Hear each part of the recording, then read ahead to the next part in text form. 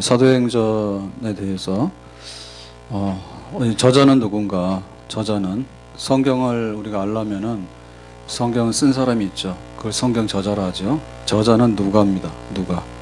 누가는 누구냐?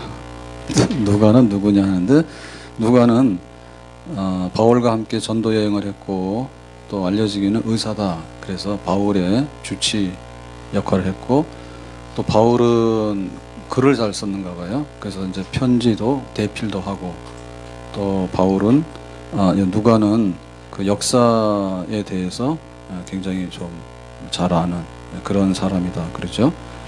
그래서 이제 누가라고 보는데, 누가가 이 사도행전을 썼다. 사도행전 누가 썼어요? 누가. 이거 까먹으면 안 돼요. 사도행전이니까 사도 이러면 안 됩니다. 사도행전은 누가 썼느냐? 그러면 누가가 썼다. 그렇죠?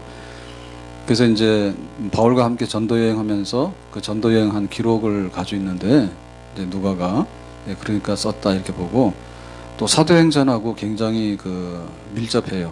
사도행전하고 뭐가 밀접하냐? 거기에 이제 문체 혹은 어휘, 그 다음에 용어, 이런 것들이 구조, 이런 게 사도행전과 굉장히 밀접해요. 그래서 사도행전은 누가 썼지? 누가 썼지라고 묻는 답은 누가요. 사도행전 누가 썼어요? 그러니까 누가복음은 누가 썼어요? 누가. 그러면 이제 누가가 누가복음도 쓰고 또 사도행전도 썼다. 그렇게 보는데 둘은 굉장히 유사하다 이렇게 돼 있어요. 그러면 이제 누가복음하고 사도행전을 기록했는데, 누가가 차이점 뭐냐? 굉장히 밀접한 유사성이 있는데, 누가복음은 복음서는 뭐냐면 예수님에 대해서, 예수님의 행적과 예수님이 하신 일을 주로 쓰고 있어요. 그러니까 예수님이 누구지? 하신 일은 뭐지? 그거는 이제 교회의 기초를 놓는 거예요. 하나님 나라를 세우는 일. 그게 이제 복음서잖아요. 복음서는 마태, 마가, 누가가 있는데, 누가가 쓴 복음서가 누가복음이다. 그렇게 돼 있어요. 그러면 이제 사도행전은 뭐냐? 사도행전은 요거는 사도들이 한 일, 사도들의 발자취, 그걸 기록했으니까 사도행전이죠. 그것은 그 초대교회 역사예요. 초대교회 역사이고, 또한 복음 전파의 역사예요. 복음 전파 역사예요. 그래서 이거는 예수님께서 부활 승천하신 다음에 하나님 보좌 우편에 앉으셨죠. 그러니까는 천상에 계신, 하늘에 계신, 하나님 보좌에 계신 예수님께서 사도들을 통해서 하신 일을 기록하고 있다. 그러면은 누가복음은 예수님의 지상, 예수님의 이 세상에 계시는 동안에 하신 일을 쓰고 있다면, 사도행전은 사도들이 한 일인데, 그거는 예수님께서 하나님 보좌 우편에 승천하신 다음에 사도들을 통해서 성령을 부으셔가지고 이제 예수님이 너희들한테 맡긴 일을 사도들이 열심히 해서 복음 전파해가지고 기록된 일, 그런 거죠. 그러면 자, 누가복음이 1편 전편이다 그러면 사도행전은 2편 후편이 되겠죠. 그죠? 자, 예수님께서 지상에서 하신 일, 예수님께서 승천하신 다음에 천상에서 하신 일, 그 다음에 예수님께서 직접 하신 일, 예수님이 사도들을 시켜서 하신 일, 그죠? 그 다음에 교회가 형성될 때까지 예수님께서 하신 일, 그건 복음서죠. 그러면 교회가 세워지면서 교회가 확장해 나가고 로마까지 가게 되는 그 교회 성장의 초대교회 역사, 그건 사도행전이죠.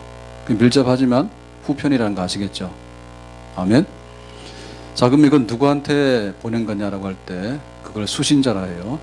편지를 기록한 거는 누가고, 받는 사람은 우리 교회인데 1차적으로 받는 수신자가 있습니다. 그게 바로 데오빌로 가카 그랬습니다.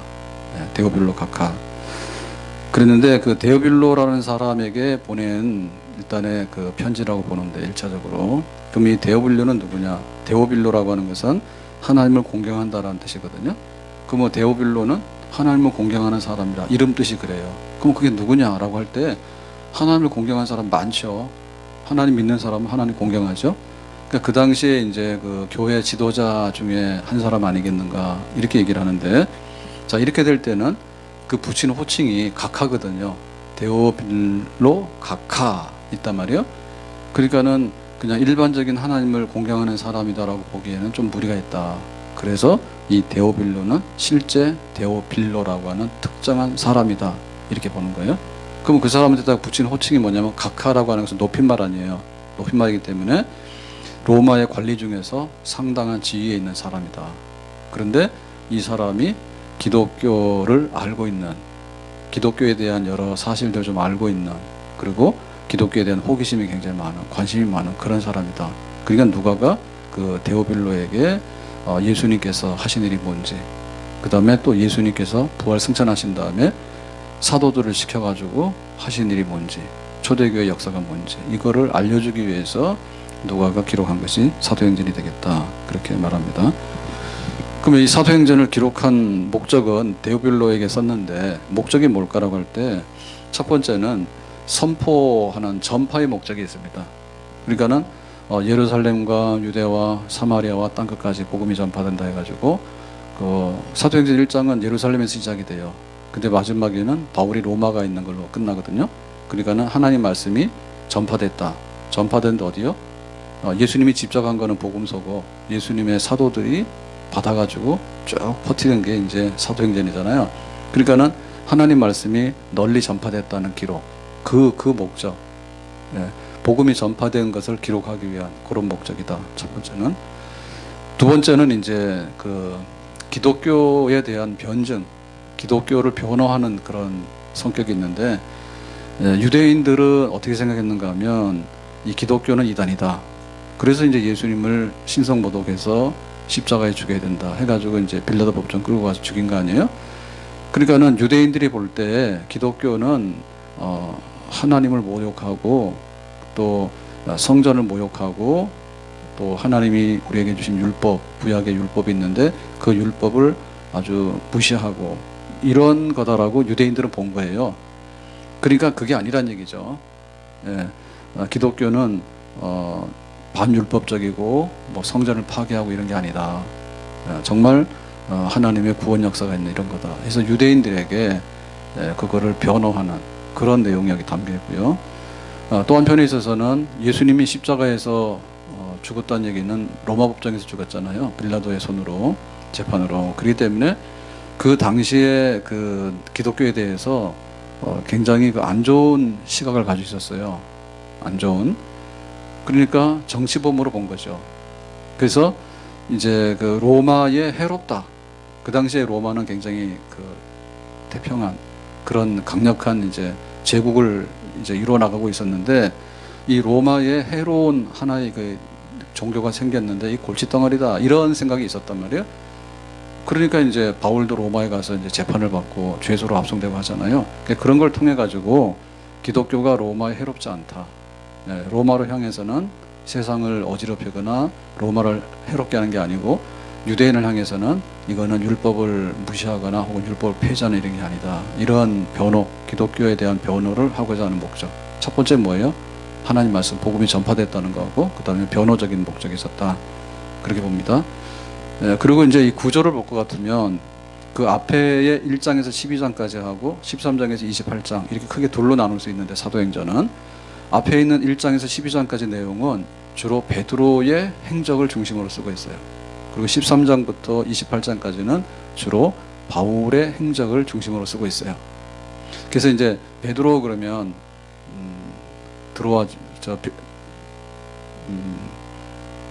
어디죠? 드로아에서 배를 타고 네아폴리, 그 유럽의 그 빌립보로 가는데 빌립보의 관문이 네아폴리잖아요. 네아폴리. 근데 네오폴리. 근데 거기에 이제 가면, 제가 갔을 때도 보니까 이제 그쪽에 지금 그리스죠, 그죠? 그리스, 터키, 그리스 이쪽 보면은 이제 지금 터키는 거의 폐교가 됐고 그리스는 그리스 정교인데, 거기 이제 그림을 그릴 때 베드로 그러면 베드로를 상징하는 건 열쇠를 가지고 있는 그림을 그려요. 베드로 그릴 때는. 그 다음에 바울을 그릴 때는 성경책을 이렇게 손에 들고 있는 걸 그려요. 그게 상징이에요. 그래서 요 초대교회를 대표하는 인물 그러면 뭐 구약에는 뭐 엘리야 뭐 있잖아요, 그죠? 모세, 엘리야 뭐 있잖아요, 그죠? 뭐 신약에는 이제 베드로, 바울인데 베드로는 유대인이죠. 베드로는 유대인이에요. 근데 바울은 유대인이면서도 다소 출신이에요. 터키의 다소 출신이에요. 그래서 헬라 문화에 적합한 그런 이방인 사도행전에게 복음을 전한 인물이에요. 그래서 이 베드로 중심의 이 교회하고 유대인 그리스도인하고 그 다음에 순수 헬라인 이방인으로서 예수를 믿은 이 기독교인하고의 어떤 그 갈등 요소가 존재했겠죠. 네. 그런데 베드로 중심의 교회든 바울 중심의 이방인 교회든 간에 교회는 예수님을 구주로 영접한 하나예요. 네. 그래서 결국에는 이제 베드로 얘기도 쓰고 바울 얘기도 썼지만은 이 얘기는 두 얘기가 아니라 하나의 기독교 얘기다라는 면에서 서로 통합 내지는 화해시키는 이런 역사, 이런 거를 보여주기 위한 목적도 있다, 이렇게 말을 합니다. 그러면 이 사도행전에서 하고자 하는 얘기는 단순하게 어디 갔다라고 하는 그 행적 혹은 역사만을 기록하는 것이냐, 그건 아니고 신학적인 깊은 뜻이 여기 들어있는데, 그 사도행전에서 제일 중요한 건 뭔가 하면, 메시지 중에 제일 중요한 것은 예수님이 바로 메시아다, 예수가 그리스도다, 예수가 구원자다라고 하는 겁니다. 예수가 구원자다, 부활하시고 승천하신 예수님께서 우리의 구원자가 된다. 그게 이제 말씀 선포하는 데 있어서 제일 중심의 핵심 메시지였어요. 두 번째는 하나님의 구원 역사는 확대되고 멀리까지 간다. 그래서 하나님이 아브라함을 불렀을 때 아브라함만 구원시키는 게 아니라 아브라함의 자손들을 다 구원하기 위한, 이런 뜻이 있죠. 그러면 이제 아브라함을 불렀을 때 아브라함에게는 야곱과 에서가 있었는데, 에서에게는 야곱과 누구죠? 아니지, 아브라함의 아들이 이삭이고, 이삭의 아들이 야곱, 에서와 야곱, 이렇게 되죠. 그러니까 아브라함, 이삭, 야곱 이렇게 했을 때 하나님의 구원의 씨앗은 점점 늘어나죠. 그죠? 하나님의 구원은 여기 있다가 없어지는 게 아니라 점점 퍼져나가잖아요. 그래서 이제 야곱, 그러니까 12지파가 되고, 이 12지파가 그 이스라엘의 12족장이 돼가지고 이스라엘 나라를 이루잖아요. 그래서 이제 쭉 하나님의 구원은 뭐예요? 점점 더 커지고 하나님의 구원은 진행형이다, 이 얘기죠. 그래서 이제 마침내 예수님이 오신 거예요. 예수님이 오신 거는 하나님의 구원의 클라이막스예요. 그래서 예수님이 오시고 나서, 부활 승천하시고 나서 예수님이 혼자 하시던 일을 12사도들한테 딱 맡겨가지고 성령을 부어주셔가지고 12사도들이 쫙 퍼뜨리잖아요, 복음을. 그러니까는 하나님의 구원 역사의 진행성, 하나님 구원 역사의 확장성, 이거.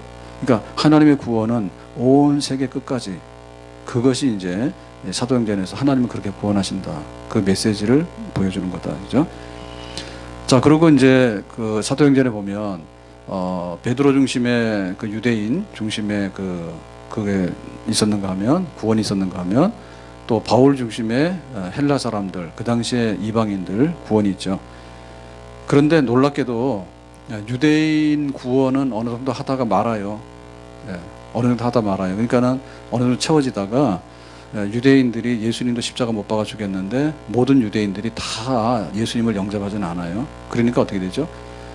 복음은 유대인만을 위한 게 아니고 사실은 모든 사람들, 이방인들까지 다 포함시키기 위한 거잖아요.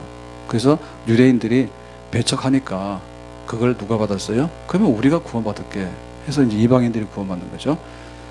그래서 이제 이런 그 극적인 역사가 일어나게 되는 게 안디옥 교회. 안디옥 교회가 굉장히 커요. 굉장히 큰 중심교회인데 바울을 선교사로 파송하잖아요, 안디옥 교회가. 근데 그 안디옥 교회에 보면 처음에는 이제 유대인만 믿는 줄 알았거든요. 근데 유대인만 믿는 줄 알았는데 유대인만 아니라 이방인들이 막 쏟아져 들어온다고. 그러니까 이방인들이 더 많은 거예요. 그래서 완전히 교회가 유대인 중심의 교회가 아니라 이방인이 넘쳐나는 그런 교회가 돼요. 그래서 유대인이 거부한 거를 이방인들이 받아들여서, 그럼 이게 모순된 거 아니냐, 하나님 백성이 유대인인데 왜 유대인들은 복음을 거절할까? 그건 하나님의 섭리란 얘기죠. 하나님께서 유대인들에게 먼저 복음을 줬는데 유대인들이 거부하니까 이방인들에게 가고, 또 이방인의 수가 꽉 차고 나면 나중에 나머지 유대인들도 다시 회개하고 돌아오게 된다, 그렇죠? 그래서 이제 이방인의 구원은 지극히 하나님의 뜻 가운데 있었다라는 비밀이 드러나게 되는 거죠. 근데 이걸 몰라가지고 구약에서는 유대인들이 자기들만 선민이라고 생각했어요. 그래서 이방인들에게 복음 전하는 걸 잘 안 해. 너희들은 이방인이니까 지역 백성이야, 우리만 구원받아, 이렇게 잘난 척하고, 그걸 뭐라 하냐면 배타적인 그 배타적인 선민주의라죠. 배타적 선민주의. 그러니까 그러한 잘못된 생각들을 가지고 있었거든요. 그 잘못된 거죠. 그러니까 우리가 구원받은 것은 우리 만족을 위해서 그런 게 아니라 또 다른 사람들을 구원하기 위함이죠. 또 다른 사람들을 구원하기 위함이죠. 근데 그걸 안 했다 그죠. 그러니까 이제는 이방인들을 확 받아들여서 구원하는 그런 역사를 이뤄낸다.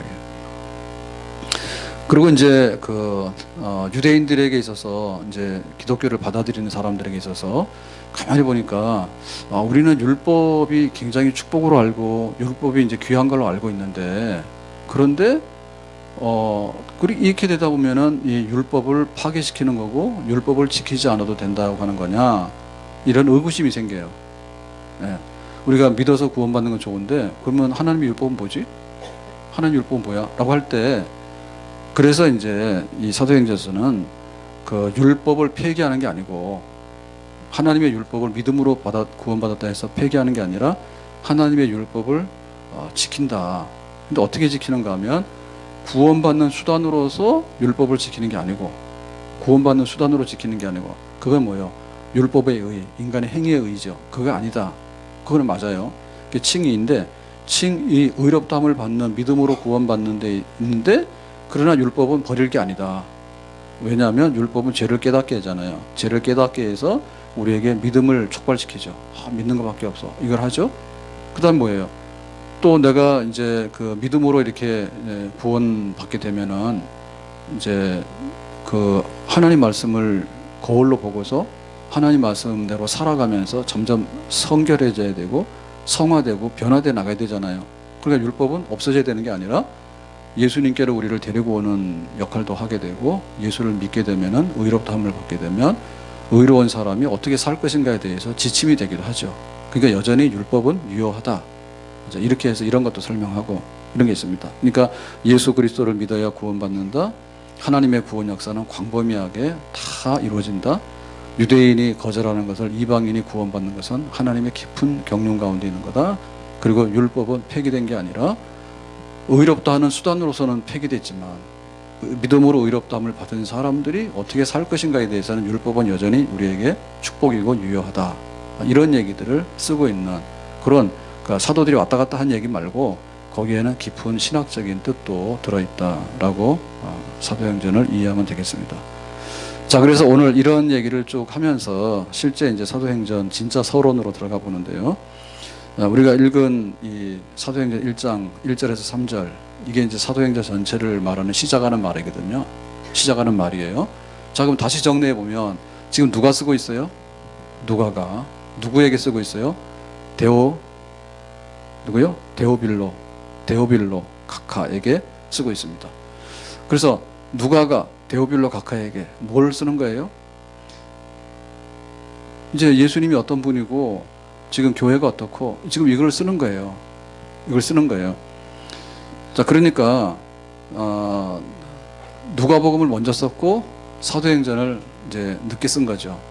그러면 우리가 지금 사도행전을 하고 있잖아요. 그러니까는 사도행전은 누가가 쓴 두 번째 그 편지에 해당하는 거예요. 그럼 이 두 번째 편지에 사도행전 1장 1절을 알려고 하면은 사실은 첫 번째 썼던 편지를 좀 보면 더 이해하기 쉽겠죠.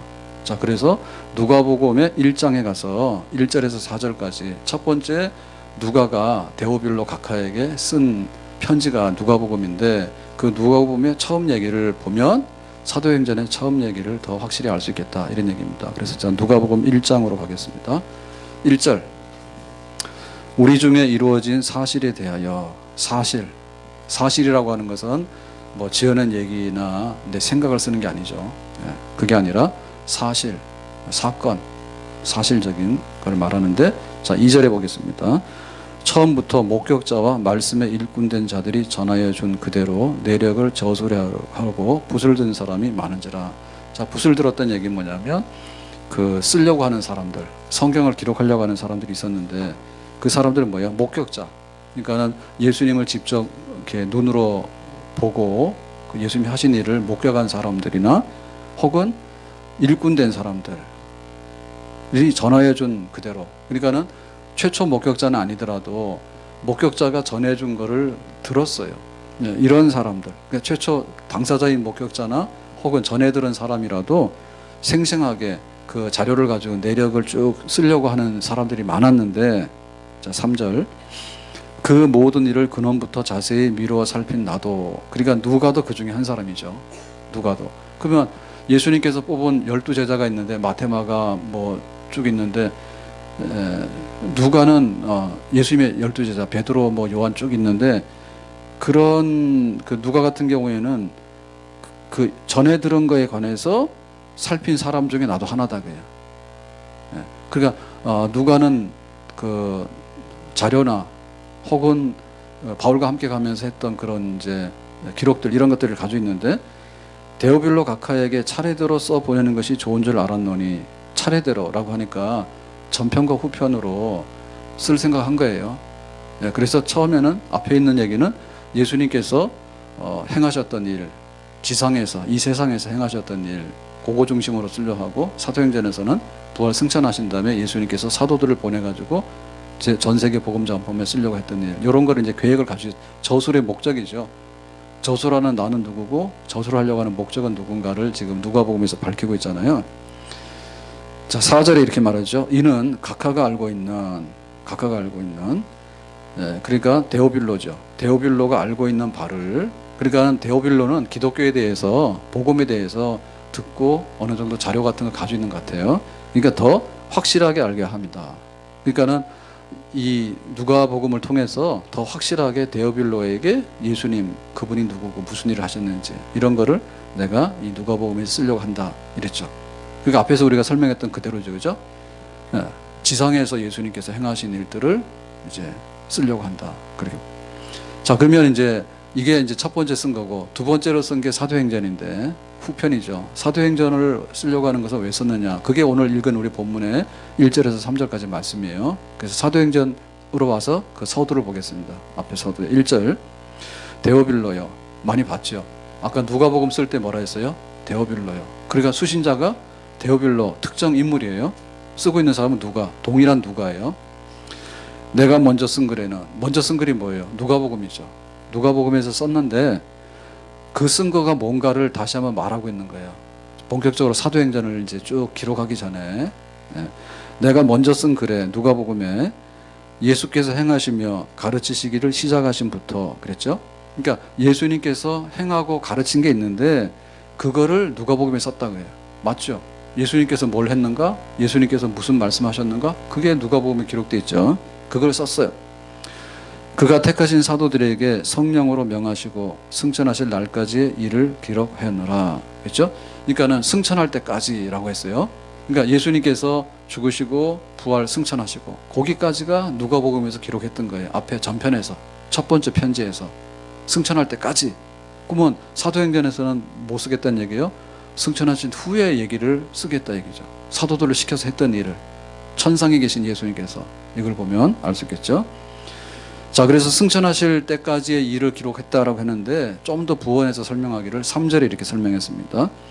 그가 고난받으신 후에, 예수님께서 고난받으셨다는 얘기는 십자가에서 고난받고 죽으셨다 얘기죠. 그 후에 뭐 했어요? 부활했죠.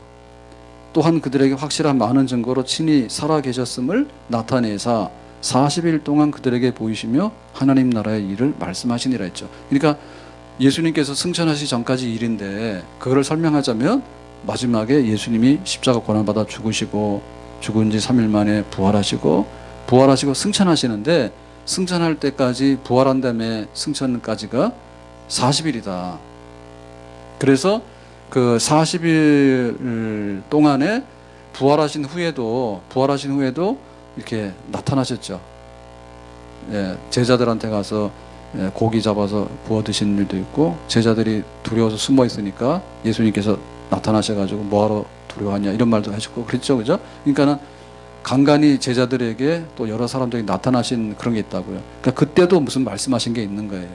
진짜 이런 것들이 바로 내가 누가복음에서 한 얘기다 얘기죠. 그 얘기죠. 그러니까 이 얘기는 뭔가 하면, 지금 그 누가복음의 앞에 전편에서 했던 얘기, 첫 번째 편지에서 했던 얘기를 다 요약해 놓은 얘기예요. 누가복음에서 내가 한 얘기 있지? 예수님께서 행하시고 가르치신 거, 그 다음에 고난받고 죽으신 거, 부활하신 거, 그리고 승천하시기 전까지 나타나셔서 말씀하신 거, 이런 거 전부 다 그거 알고 있지? 그거를 이제 요약해가지고 지금 사도행전에서 데오빌로에게 다시 말하는 거예요. 지난번에 한 얘기 다 알고 있잖아요. 네, 그 얘기입니다. 자, 오늘 이 얘기를 볼 것 같으면, 자, 이 얘기의 그 핵심은 뭡니까? 딱 하나 예수님이에요. 딱 하나 예수님이에요. 예수님 그분에 대해서 지금 말씀드렸잖아요. 그러니까 예수님 그분 때문에 뭐가 생겼습니까? 지금 교회가 생긴 거예요. 예수님 누군가? 그리고 예수님이 세운 사도들을 통해서 세운 교회는 뭔가? 그 얘기를 지금 하려는 거예요. 그래서 여기에 핵심의 주인공은 바로 예수 그리스도입니다. 예수 그리스도. 그러니까 복음서와 그 복음서의 후편인 사도행전에서의 핵심은 예수 그리스도다, 그 얘기예요. 아멘? 그럼 이 얘기 왜 하느냐? 오늘 우리들의 교회가, 예수 믿는 기독교와 교회가 예수님을 한마디로 요약하고 있는가 얘기입니다. 예수님을 한마디로 요약하고 있네요. 뭐 믿어? 나 예수님 믿어. 예수님 뭐야? 예수님에 대해서 말할 수 있냐 얘기죠. 교회가 뭐야? 예수 믿는 사람들이야. 교회가 하는 일이 뭐야? 예수님께서 시킨 일을 하는 거야 라고 항상 중심에 예수님을 말할 수 있는가? 그걸 말하는 거예요. 그래서 여기서 지금 벗어난 얘기들이 뭔가 하면 예수님 없는 기독교 혹은 예수님 없는 교회가 존재할 수 있겠는가? 그 얘기부터 우리가 알고 들어가라 얘기예요. 데오빌로에게 내가 뭘 말하겠습니다. 근데 이 모든 것을 말하기 전에 모든 중심은 예수님입니다. 예수님 알고 계세요?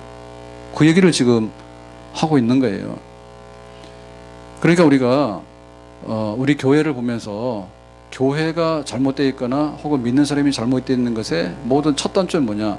첫 단추가 잘못 깨지면 잘못 깨지잖아요. 그게 뭔가 하면 예수님을 모르거나 예수님 오해하거나 혹은 예수님 무시하거나 거기서도 빗나가 있다는 얘기죠. 그건 다 교회, 우리 스스로가 우리에게 침을 뱉은 거와 똑같은 거예요.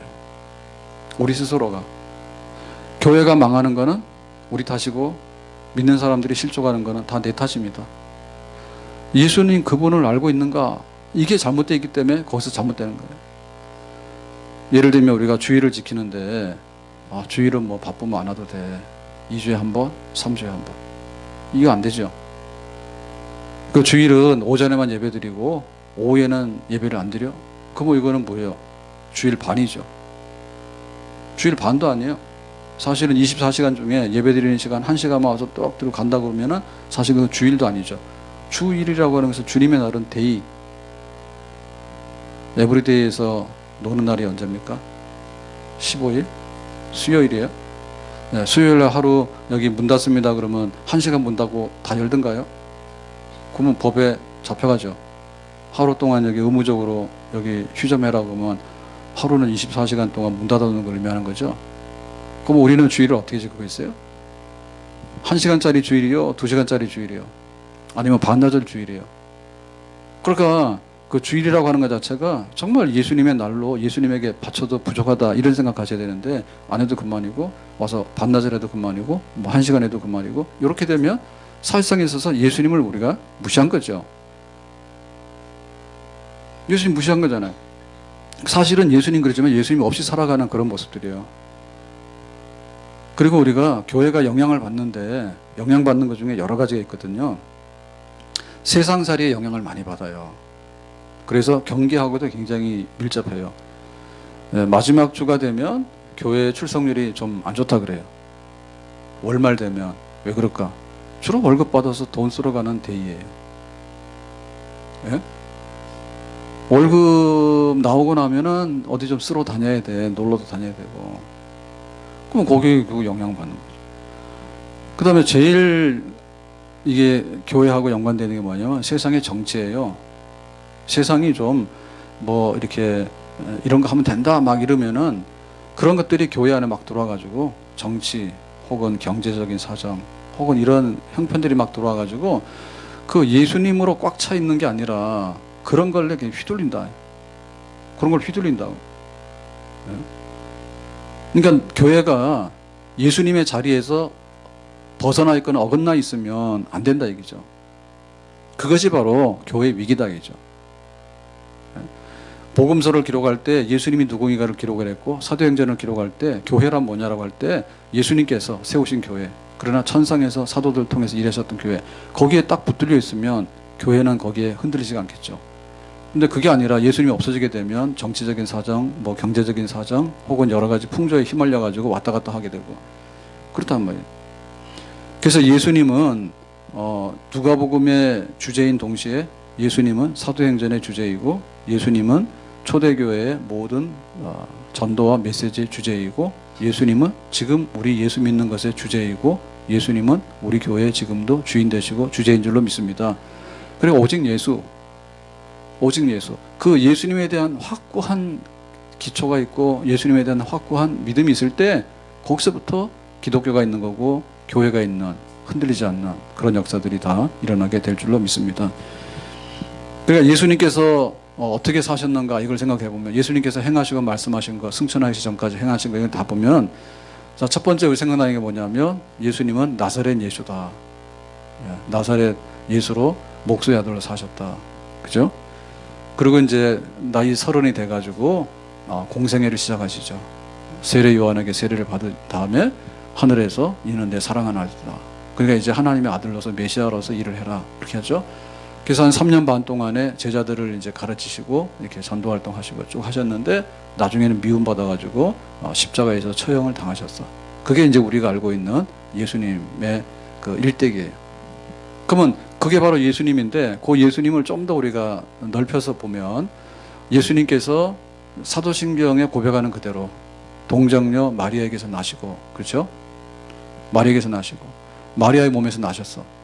그러면 마리아의 몸에서 나셨는데 그냥 그 사람의 아들로 난 게 아니라 성령으로 잉태해서 나셨잖아요.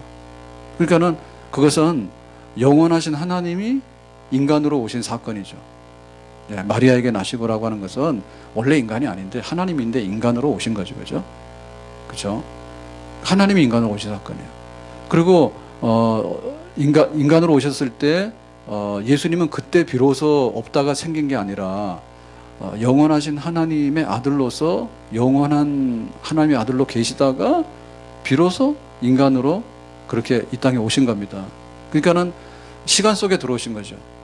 영원하신 분이 시간 속으로 들어오신 것이고, 하나님이 인간으로 오신 것이고, 그리고 하나님의 나라에서 이 땅으로 오신 것이고, 그렇게 예수님이 오셨죠. 그게 이제 예수님의 탄생이 되겠죠.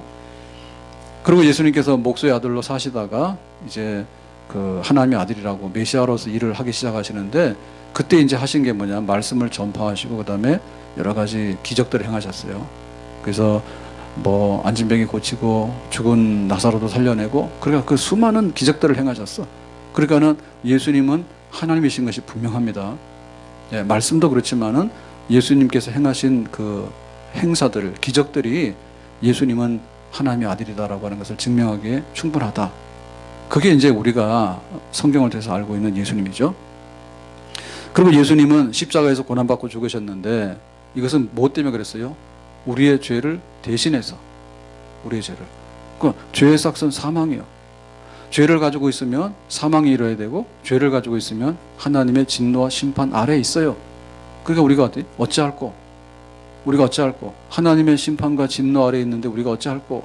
우리는 결국에 사망으로 죽는구나.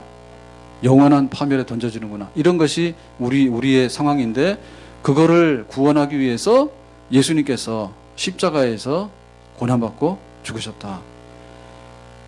그러니까 그것을 믿는 자는, 예수님의 십자가에서 피 흘리심이라고 하는 것은 우리를 대속 구원하기 위한, 값주고 사기 위한 행위죠. 그러니까 예수님의 피 흘리심을 믿는 자들은 죄가 사함받고 하나님과 뭐 한다고? 화목하고 화평하게 되죠. 그죠? 그러니까 하나님과 화목하고 화평하게 되니까 우리는 구원을 받게 되고 하나님의 자녀로 살 수 있는 그런 영생의 자리에 회복이 되게 되는 거죠. 그러니까 예수님께서 하신 일, 그 얘기입니다. 그 얘기. 그러니까 누구든지 나를 믿기만 하면 구원을 받는데, 피부 색깔도 따지지 않고 나이도 따지지 않고 그 사람들의 지식의 유무도 따지지 않고 그 사람이 얼마나 건강하고 얼마나 쓸모있는가 이런 거 따지지 않고 이유 여하를 막론하고 누구든지 예수의 이름을 믿는 자는 하나님의 구원에 동참하게 될 것이다. 바로 예수님의 십자가가 그렇게 하나님의 사랑을 드러내고 하나님의 구원의 능력을 드러내는 십자가인 줄로 믿습니다. 그게 바로 예수님이죠.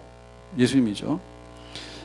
그 예수님께서 뭘 보내주셨는가 하면 이제 성령을 보내주시죠. 성령을 보내셔서 내가 부활 승천해서 하나님 보좌 우편에 앉게 되면 너희들이 혼자라고 생각하지 마라. 너희를 고아와 같이 버려두지 아니하고 내가 성령 보낼 거다. 그 성령은 보혜자다. 너희를 돕는 헬퍼다. 그래서 늘 함께한다. 너희들과. 그리고 예수님께서 행하셨던 능력을 그 성령께서 행하게 할 것이다. 보혜사 성령을 통해서 예수님께서는 계속해서 그 일을 하시는 거죠. 아멘. 교회를 돌보고 구원 역사를 일으키고 또 사도들에게 능력을 줘가지고 사도들도 안진병을 일으키고 그런 역사를 계속해서 천상에 계신 예수님께서 성령을 보내서 그 일을 계속할 거다. 내가 성령을 보낼 거다. 지금도 살아서 역사하시죠. 그러니까는 그 누가복음에 쓸 때 예수님께서 오셔가지고 행했던 일만 아니라 보좌 우편에 앉으셔서 승천하신 다음에도 성령을 보내서 사도들을 통해 가지고 그 예수님께서 하려고 했던 구원 역사와 복음 전파 역사를 이어받아 가지고 사도들이 땅끝까지 가서 계속 하는 거죠. 아멘. 예수님께서 그렇게 하시는 거예요. 성령을 보내서. 그래서 성령 보내서 하시는 동안에 우리에게 어떤 혜택을 주셨는가 하면 내 이름으로 구하는 자에게는 다 얻으리라.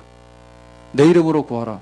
그러니까 우리가 하나님의 심판과 진노 아래 있을 때는 하나님께 나갈 수가 없고 하나님께 나갈 수가 없으니까 기도할 수가 없었죠.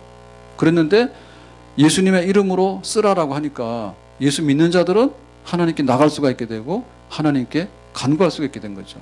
그게 뭔가 하면 하나님의 은혜의 보좌죠. 하나님이 계신 그 자리에 우리 같은 부족하고 허물 많은 죄인이 거기에 서서 하나님 아버지라고 부를 수 있으니까 기도할 수 있는 게 바로 뭐냐면 은혜의 보좌죠. 예수님의 이름으로 은혜의 보좌 앞에 나가게 된 거지요. 아멘. 그렇게 해서 부르는 자들마다 그 때때로 우리가 처해 있는 환경 가운데서 우리가 시험 받을 때도 있고 우리가 연약할 때도 있지만 그때마다 예수님의 이름으로 하나님 앞에 나가게 되면 예수님 때문에 우리가 받게 되는 은혜가 있을 것이다. 그 이름을 통해서 지금도 예수님께서는 우리에게 역사하고 계시는 줄로 믿습니다. 그러니까 그것이 감옥에 들어갔을 때도 마찬가지고요.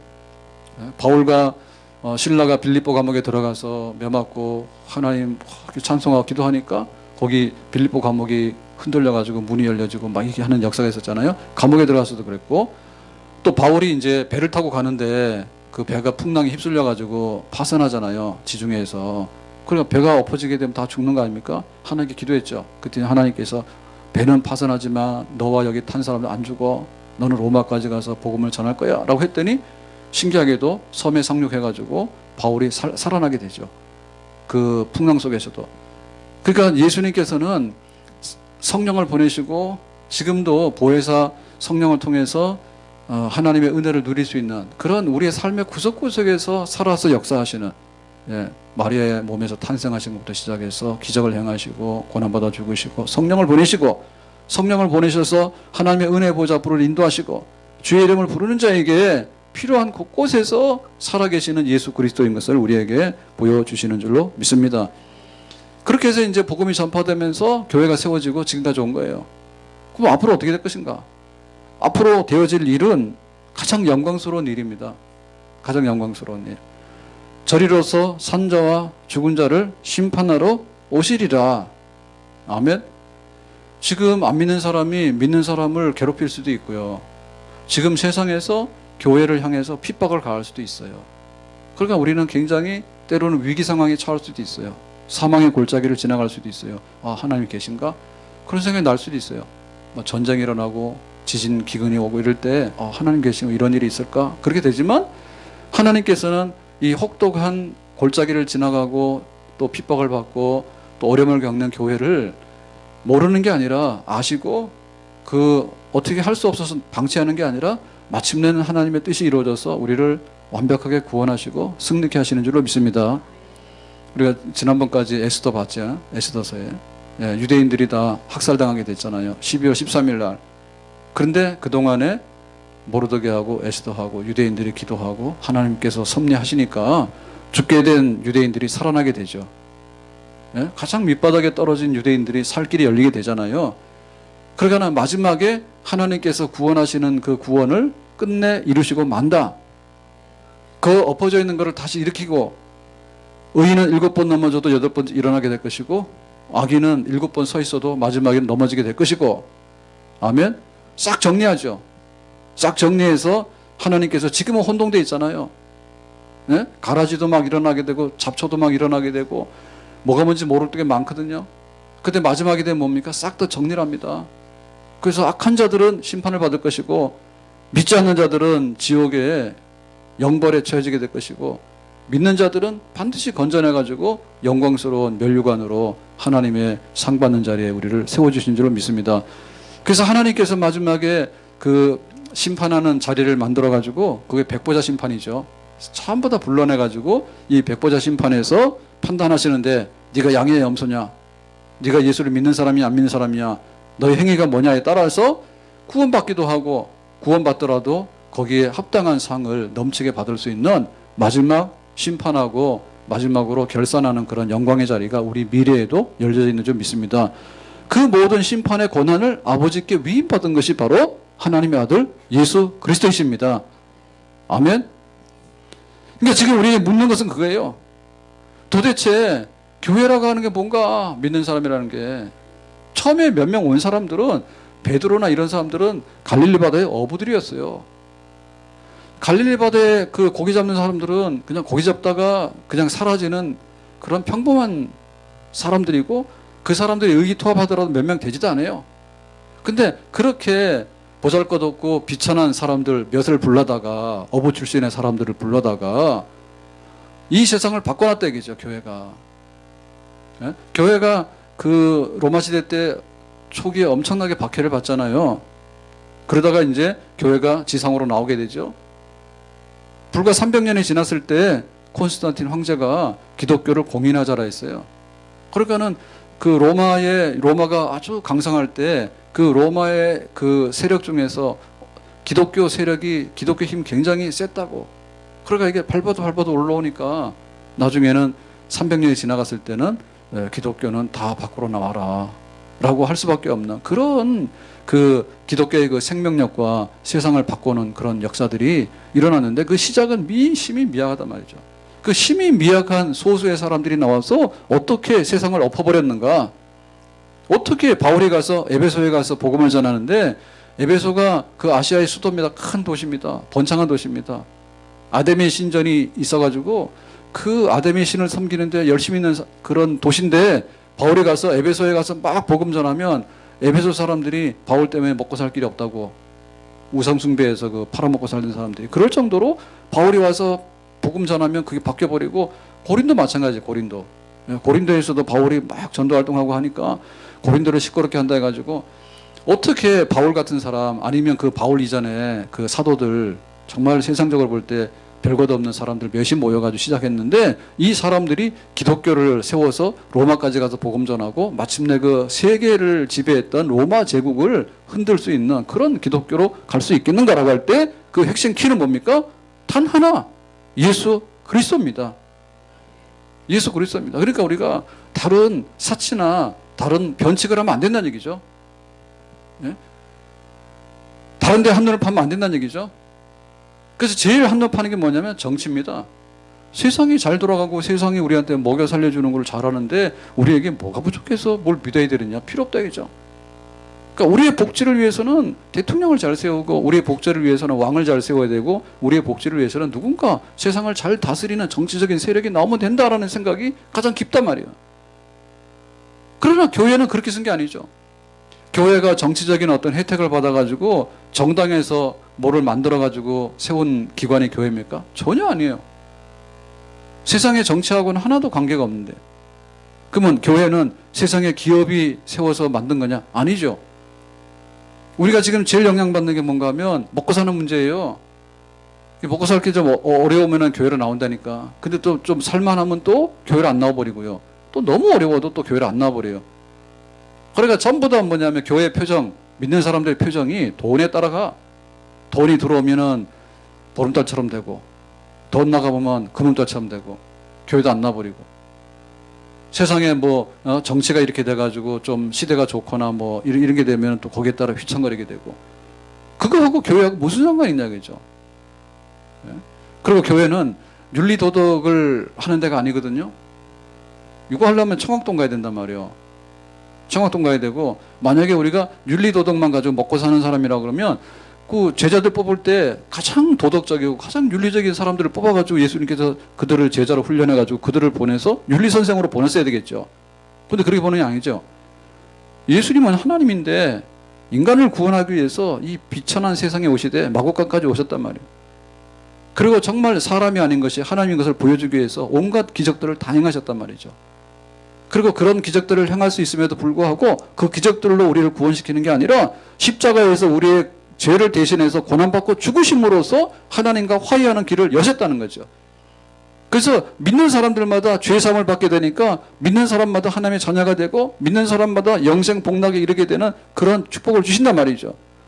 그러니까 그런 것을 주시면서 성령을 부어주셔가지고 지금도 계속해서 교회를 키워나가고 교회를 살찌게 하고 성도들 돌보는 그런 성령으로 우리를 돌보시는 예수님의 역사는 지금도 계속되고 있는 거죠. 산자와 죽은 자를 심판하러 오시리라. 이 땅의 역사는 그리스도의 왕국이 세워짐으로 인해서 끝나는 것이고요. 우리가 했던 모든 것들은 예수님의 심판 앞에서 물 한 그릇 주는 상이라도 우리에게 반드시 있는 줄로 믿습니다. 만약에 우리가 물 한 그릇이라도 엎어버리게 되면 그만한 상급은 없어지게 되는 거죠. 그러니까 예수 그리스도의 마지막 심판과 마지막 나라까지라도 예수님에게 달려있다 그 말이죠. 똑똑히 알아라 그 말입니다. 교회가 뭔가? 예수님이다. 기독교인이 뭔가? 예수님이다. 나의 선행을 행하고 나의 윤리를 행하고 내가 돈을 벌고 내가 정치적인 어떤 걸 갖고 이런 세상적인 부스러기로 인해 가지고 내가 그리스도인 되는 거 아니고 그것으로 인해서 도움되는 게 아니다. 2주 동안에 우리가 그 전도 초청 예배를 드렸는데 괜찮은 것 같아요. 당신은 지금 어디로 가나요? 발걸음 무겁게. 예수 믿으세요. 할만하죠? 아멘? 그래서 내가 믿는 것에 대해서 나의 오리지널 정체성을 알아라 그 말입니다. 예? 내가 믿는 거에 관해서 예수 믿는 내가 누구를 믿느냐? 예수님 믿느냐? 예수님이 어떤 분이냐? 예수님이 하신 일이 뭐냐? 지금도 하고 계신 일이 뭐냐? 예수님께서 앞으로 하실 일이 뭐냐? 그죠? 다 쉬우시리라. 그래서 이 세상 나라를 완전히 엎어버리고 완전한 그리스도의 나라를 만드실 영광스러운 미래까지 다 계획하시고 우리를 그 앞으로 초대하시는 줄로 믿습니다. 예수를 시작해서 예수로 인하여서 예수님께로 맞춰질 수 있는 것, 그것이 바로 기독교인의 삶이고 그것이 바로 교회가 시작한 것이고 교회가 마쳐야 될, 우리 교회들이 가야 될 마지막 길인 줄로 믿습니다. 이 사도행전을 시작하면서 예수님 누구인가, 그리고 예수님께서 사도들을 통해서 무엇을 하셨는가 라고 할 때 우리의 중심은 바로 예수 그리스도다. 예수님 한 분만이 우리의 희망이고 예수님 한 분만이 우리의 소망이고 예수님 한 분만이 우리의 미래인 줄로 믿습니다. 내 신앙생활에 새로운 불을 일으킬 수 있는 것은 예수님이에요. 내가 예수 믿었지 누굴 믿었어? 그러니까 예수님을 깊이 생각하고 예수님이 지금 행하시는 일을 생각하고 예수님께서 앞으로 행하실 일들을 생각을 하고 미래에 하실 일들을 예수님 안에서 든든하게 세워지는 내가 될 때 바로 나는 새롭게 되는 줄로 믿습니다. 교회가 무엇으로 세워지게 될 것인가 라고 할 때 예수 그리스도로 인해서 교회는 세워지게 된 거예요. 처음부터가. 그리고 지금도 예수님으로 인해서 세워져 가고 있는 거예요. 그리고 앞으로도 예수님으로 인해서 우리 교회가 완성이 될 줄로 믿습니다. 예수님의 교회다. 예수님의 교회. 예수님 없는 교회 만들지 마라. 예수님 없는 신앙생활 하지 마라. 예수님 그분 자체, 예수님 그분 자체에 우리의 모든 것이 달려있다. 우리는 이 말씀 앞에 다시 한번 눈을 뜨고 가슴을 펴고 예수 믿는 사람, 예수 그리스도의 교회가 되는데 힘써야 될 줄로 믿습니다. 기도합니다. 오늘 주신 말씀과 같이 예수님을 알고 예수님을 신뢰하는 여기에 교회가 있고 여기에 나의 신앙생활이 있는 것을 기억해서 다시 한번 예수님의 뿌리, 예수님의 기초 위에 바로 서는 저희들이 될 수 있도록 은혜를 주시고 좌우로 흔들리거나 혼동되지 않게 하시고 정말 유혹받지 않도록 하시고 예수 그리스도의 부르심을 따라서 이 길을 달려가기를 원합니다. 예수님의 이름으로 기도합나이다. 아멘.